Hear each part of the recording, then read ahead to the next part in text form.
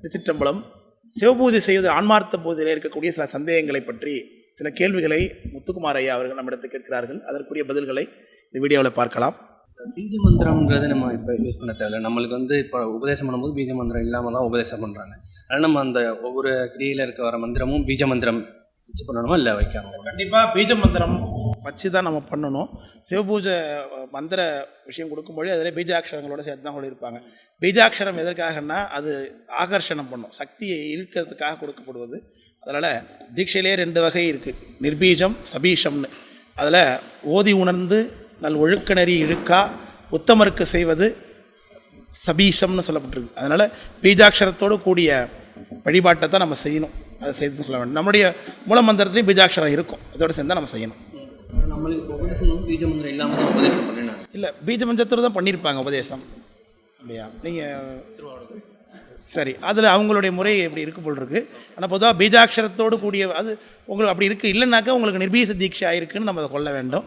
சபீச தீட்சை அப்படிங்கிறது போது பீஜாட்சரம் இருக்கும், பீஜாட்சரத்தை பண்ணணும். உங்களுக்கு பூச புத்தகத்தில் என்ன சொல்லப்பட்டிருக்கோ அதை நீங்கள் ஃபாலோ பண்ணுங்கள்.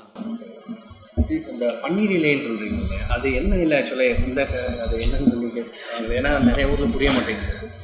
அது பன்னீர் புஷ்பம்னு தனியாக கேட்கணும். போய் நர்சரியில் போய் பன்னீர் புஷ்பம்னு கேட்கணும். அது பன்னீர் இலை, பன்னீர் பத்திரம். அது பன்னீர் புஷ்பம்னா பன்னீர் ரோஜான்னு நினச்சிப்பாங்க. அது வெள்ளை கலரில் பூக்கும், வாசனை பன்னீர் வாசனை அடிக்கும்.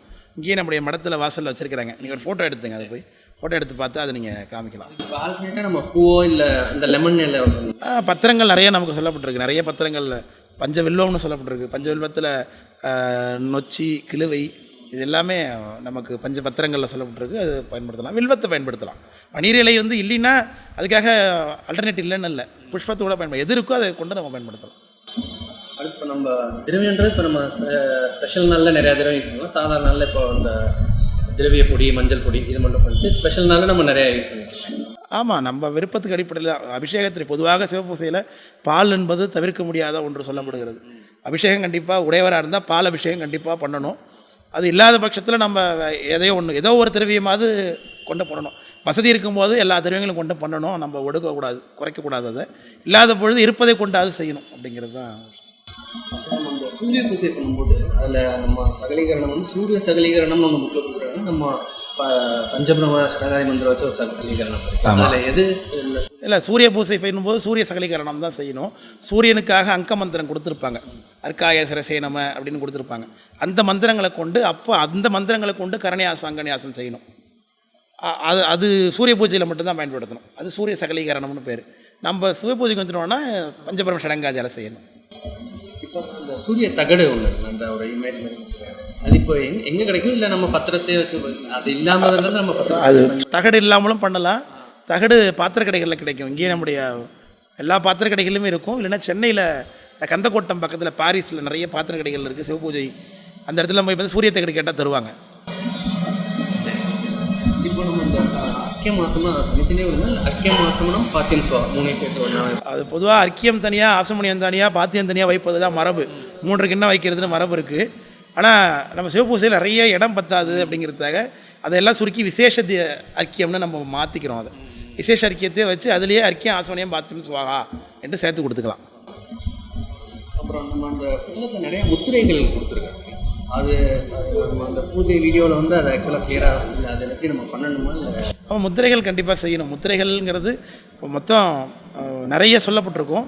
சில முத்திரைகள் முக்கியமாக அதில் இடம்பெறும், சிலது கூட நம்ம விடலாம். ஆனால் அந்த ஆவாகனத்தின் போதெல்லாம் அந்த ஆவாகன முத்திரை அதெல்லாம் நம்ம கண்டிப்பாக அதில் செய்யணும். அந்த மச்ச முத்திரை அதெல்லாம் நம்ம காண்பிக்கணும். அந்த முத்திரை புக்கில் இருக்கு. முத்திரைங்கிறது காயத்தினாலேயும் சாமி வழிபாடு செய்வதற்கான அடையாளம். மனத்தாலேயும் வழிபாடு செய்கிறோம், மனதில் நினைக்கின்றோம், வாயால் மந்திரம் சொல்லுகின்றோம்.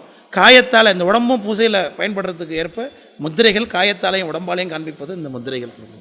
அப்புறம் நம்ம நைவேத்தியம் பண்ணும்போது இப்போ ஒன்று சமைச்சு பண்ணுறவங்க ஓகே, இப்போ சமையல் இல்லாத வீட்டில் இருக்கிறவங்க ட்ரை ஃப்ரூட்ஸ் அந்த மாதிரி ஆமாம் பயன்படுத்தலாம். பொதுவாக கோயில் சுவாமிக்கு உடையவர் பூசை இருக்கிறவங்க சாதம் வைக்கணும், சுத்தாண்ணம் வைக்கணுங்கிறது மரபு இருக்குது.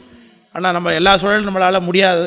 அதனால் நம்முடைய 27 மகாசனம் என்ன சொல்லுவாங்கன்னா, பைத்தம்பருப்பையாவது சுவாமிக்கு வைக்கணும், பொரியும் பைத்தம்பருப்பாவது வச்சு சுவாமிக்கு நிவேதனம் பண்ணணும், சாமியை பட்டினி போடக்கூடாதுன்னு சொல்லுவாங்க.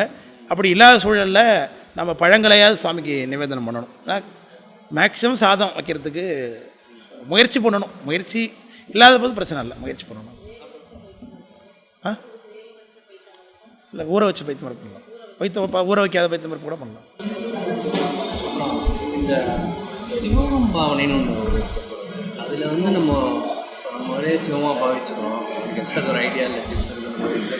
சிவகம்பாவனைங்கிறது நம்ம மனதினால, அந்த சிவகம்பாவனைனா அந்த அந்தரியாகம் தான் அது சிவகம்பாவனை. அந்தரியாகத்தில் ஒரு பகுதி சிவகம்பாவனை. நம்மை நாமே சிவமாக பாவித்து கொள்வது. மனதினாலே நான் சிவமாக இருக்கின்றேன். அது எப்படி பாவிக்கிறதுனா, நாம் உயிருக்கு உயிராக சிவபெருமான் இருக்கின்றான். அதுதான் எங்கள் கருத்து. உயிருக்கு சுவாமி ஆதி காலத்திலும் சுவாமி ஞானத்தை வெளில கொடுக்கறதுக்காக வெளியில் வந்து நம்மளை பிடிச்சி நிறுத்தி வச்சிருக்கிறார். அப்போ சிவம் நிறுத்தலைன்னா நம்ம நிற்க முடியாது.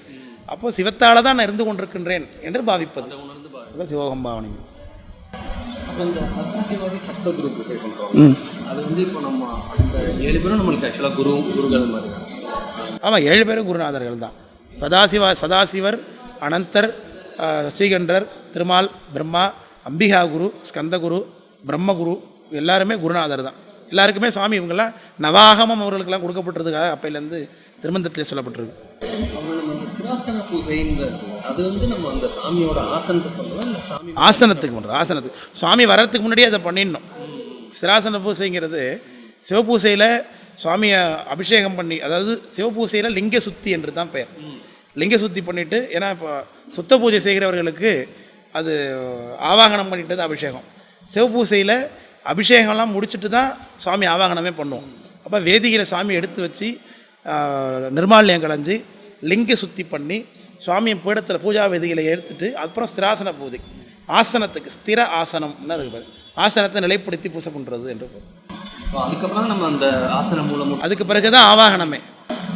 அதுக்கு மேலே ஆமாம், அதுக்கு பிறகு இதில் வந்து நம்ம பூ சாத்தும் போது சாமி கீழே அந்த ஆசனத்தில் மட்டும் நம்ம ஆசனத்தில் சாமி மேலேயும் போடலாம், ஒன்றும் தப்பு இல்லை. ஆமாம், சரி. நம்ம அந்த கற்பூரம் ஆராதனை லாஸ்ட்டாக அந்த 5 கற்பூரம் வச்சு பண்ணும்போது அதுக்கும் நம்ம வந்து அந்த தேனுமுத்திரை இது வந்து கொடுத்துட்டு பண்ணணும். ஆமாம், கொடுக்கணும். இப்போ நமக்கு பணிவிடை இருந்தாங்க அப்படின்னா செஞ்சு கொடுக்கும்போது வாங்கி பண்ணலாம். இல்லாத போது அதை ஸ்கிப் பண்ணிக்கலாம், ஒன்றும் பெரிய தப்பு கிடையாது. அது தூய்மையாக இருக்குது அப்படின்னு நம்மளே பாவிச்சிக்க வேண்டியது தான். எதற்காகன்னா, பணிவிடை கொடுக்கும் பொழுது அவர் ஆச்சாரமாக இருப்பாரான்னு நமக்கு தெரியாது. அவங்க எடுக்கிற நம்ம சுவாமிக்கு சாத்தும் போது அது தூய்மை செய்து நம்ம அது சுவாமிக்கு சாத்தணும். இதை தான் முறை. அப்போ நாம் மட்டும் தானே இருக்கோம், நாம் தானே செய்கின்றோம், அதனால் தூய்மையாக தான் இருக்கும் அப்படின்னு நம்ம பாவிச்சிக்க வேண்டியது தான். அது அந்த சோபசாரம் அதோட மீனிங் என்ன, அது எங்கே கிடைக்காது? சோடச உபச்சாரம்னா சாமிக்கு 16 வகையான உபச்சாரம் பூசையில் செய்கிறதுன்னு அர்த்தம். அதில் குடை, கண்ணாடி, சாமரம், விசிறி இதெல்லாம் காட்டுறது. அதோட கூட தீபங்களை, பல்வேறு விதமான தீபங்களை சாமி காட்டி உபச்சாரம் பண்ணுவது. இது சின்ன ஆன்மார்த்த பூஜைக்கு சின்ன வடிவத்தில் கும்பகோணம், இங்கே சென்னையில் அது கிடைக்கல, கும்பகோணத்தில் கிடைக்குது. கும்பகோணத்தில் தான் அடியெல்லாம் வாங்கி வைத்திருக்கிறேன். அது சோடசம்னா 16ன்னு அர்த்தம். இப்போ நம்ம சாமியை ஃபைனலாக ஒடுக்குறோம், அப்போவும் வந்து நம்ம அந்த பவாதி நாம அர்ச்சனை பண்ணிட்டு நம்ம கொடுக்கணும். அப்போ வந்து சாமி மேலே இருக்க பூவை எடுத்து நம்ம ஒன்றும் இல்லை, ஒரு பூ சாத்திட்டு அதை கிள்ளி எடுக்கணும். முதல்ல இந்த நாராசமுத்திரையினால் பூவை கிள்ளி வீசிட்டு ஒரு பூவை கிள்ளி சாமி மேலே சாத்தி இந்த சங்காரமுத்திரைன்னு சொல்லுவாங்க. சங்காரமுத்திரையினால சுவாமியை யோஜனை தொட்டுக்கணும். தொட்டு அவர் கையில் வந்ததாக பாவித்து இடது மூக்கை பொத்தி வலது மூக்கு வழியாக ஹிருதயாயன்னு சொல்லி இழுக்க வேண்டும். இந்த திருஷ்டி கழிச்சு போகிறது அது எப்படி பண்ணுவாங்க? அந்த பூ புஷ்பம் எல்லாம் அந்த பத்திரத்தில் வச்சுக்கிறீங்க, அதுக்கப்புறம் நம்ம எதுவும் சொல்லணுமா, இல்லை ஃபஸ்ட்டு சுற்றிட்டு வச்சுக்கணும்? அது கவச மந்திரத்தினாலே செய்யணும். கவசம்னாலே பாதுகாப்பு. கவச மந்திரத்தினாலே கவசாய நமன்னு சொல்லி திருஷ்டி கழித்து சுவாமி போகும். இது புஷ்பாஞ்சலி நாமகரணம்னு ஒரு ஸ்டெப் அதில் புக்கில் கொடுத்துருவாங்க. அது சுவாமியோடைய பேரை, நீங்கள் எந்த சுவாமியை நீங்கள் ஆன்மார்த்தமாக வச்சுருக்கீங்களோ அவருடைய பேரை சொல்லி புஷ்பம் சாத்துறது.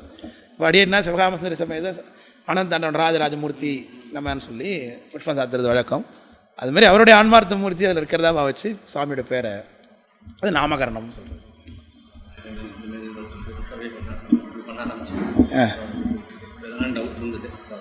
சரி, கிளியர் ஆகிடுச்சு எல்லாம்.